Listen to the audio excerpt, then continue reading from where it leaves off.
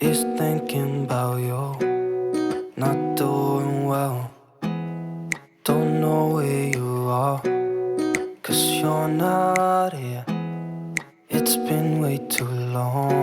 Hello everyone, আসসালামু আলাইকুম। Welcome back to my channel. সবাই কেমন আছেন? আশা করছি আমার সকল ভিউয়ার্সরা, ভাইয়েরা, আপুরা যে যেখানে আছেন ভালো আছেন, সুস্থ আছেন।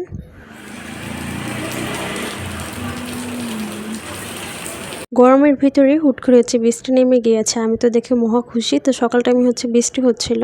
এরই মাঝে সকালে নাস্তা শেষ করে মা তার নাতিকে নিয়ে একটু বসেছিল। অবশ্য মার খুবই মন খারাপ ছিল। ভেবেছিলাম ফার্স্টে হয়তো কয়েকদিন থাকবে, বাট যেহেতু আমার ভাগ্না ভাগ্নিদেরকে নিয়ে আসছিল, ওদের মাদ্রাসা ওপেন করে দিয়েছে। খুবই অল্প সময় ওদের ছুটি দিয়েছিল। এর জন্য জাস্ট 2 থেকে 3 দিনের মতো আমাদের বাসাতে থাকতে পারবে, এর বেশি থাকতেও পারবে না। আমারও খুব খারাপ লাগছিল। ফার্স্টে ভেবেছিলাম হয়তো অনেক দিন থাকবে, বাট ওদের জন্যই একদম তাড়াহুড়ো করে চলে যাবে। আর আমি যে যাব মায়ের সাথে গ্রামে, তারও কোনো উপায় নেই। ছোট বেবি, তারপর আয়নেরও সামনে স্কুল খুলে দেবে।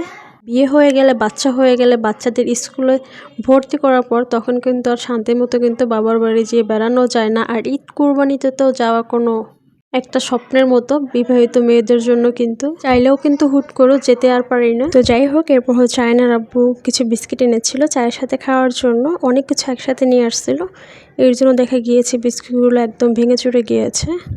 এগুলোই এখন গুছিয়ে রেখে দিচ্ছি। এরপর কিচেনে চলে যাব। বাইরে যেহেতু বৃষ্টি হচ্ছে, তো ভাবলাম মেহমানদের জন্য একদম ঝটপটভাবে খিচুড়ি রান্না করে ফেলি। তার জন্য ওখানে গরুর মাংস নিয়ে নিয়েছে, আর এখানে পোলাও চাল নিয়ে নিচ্ছি। 1.5 কাপের মতো চাল নিয়েছে। এরপর এই যে ডাল দিয়ে দিচ্ছি, মুসুরির ডাল, তারপর মুগ ডাল, সব কিছু দিয়ে এখন ভালো করে মিক্স করে নিচ্ছি। আমার তো সবসময় খিচুড়িটা খুবই পছন্দের, বিশেষ করে ভুনা খিচুড়ি, আর সাথে যদি হয় গরুর মাংস, তাহলে তো কোনো কথাই নেই। বাট আমার অপোজিট আমার হাজব্যান্ড, সে খিচুড়িটা একদমই পছন্দ করে না। সে পোলাও বলেন কিংবা বিরিয়ানি বলেন মোটামুটি খায়, বাট খিচুড়িটা একদমই তার পছন্দের না।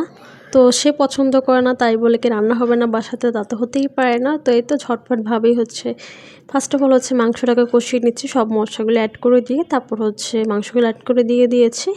ভালো করে মিক্স করে এখন বেশ কিছুক্ষণ কষিয়ে নিব। Love to hear your voice, not sleeping well. And I know that you're right, but you should know. আর তার মাঝে এই সাইডে চুলাতে আমি খিচুড়িটা বসিয়ে দেবো। তার জন্য এখানে পেঁয়াজ একটু হালকা করে ব্রাউন কালার করে ভেজে নিয়েছি।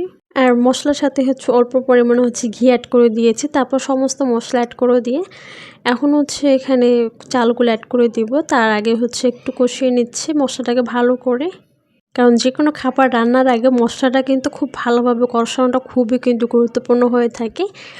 এরপর চালটাকে ভালো করে ভেজে নিয়ে এরপর পরিমাণ মতো পানি অ্যাড করে দিয়েছি।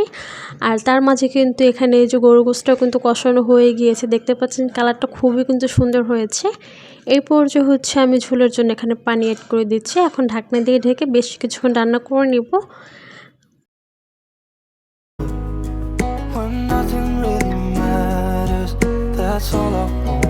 খিচুড়িটা মোটামুটি হয়ে গিয়েছে, আর একটু নরম টাইপের রেখেছি, একদম ঝরঝরেও না আর একদম ল্যাটকাটাও না, একটু নরম টাইপের খিচুড়িটা রেখেছি যাতে গরুর মাংস দিয়ে খাওয়া যায়। আর তারপর এখানে ঘি অ্যাড করে দিচ্ছি, একটু বেশি পরিমাণে করে ঘিগুলো অ্যাড করে দিচ্ছিলাম। যেহেতু ঘিটা আমি ফ্রিজে রাখি, এর জন্য দেখা যায় একটু বরফ টাইপের হয়ে থাকে। এরপর এই যে পুরো খিচুড়ির মাঝে আমি ঘিগুলো অ্যাড করে দিলাম। মোটামুটি এই যে রান্নাটা কমপ্লিট হয়ে গিয়েছে। এরপর মেহমান সবাইকে খাইয়ে দিয়ে এরপর আমি সুন্দর করে একটু পরিবেশন করে তারপর আমি খাবো।